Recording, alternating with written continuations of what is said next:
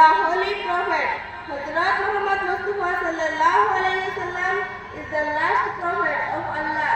He was born in Mecca in 5071. He is the personality to whom the old is corrected in a hadith says to Hazrat Adam alaihi salam, I Muhammad would not be corrected. He also not be corrected.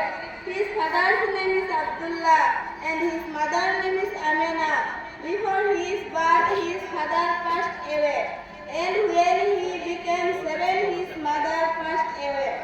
When his mother that he was nourished under the Bibi Halima.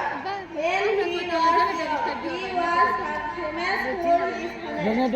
honor and fruit goodness, Allah sent him to test people and show them the right path.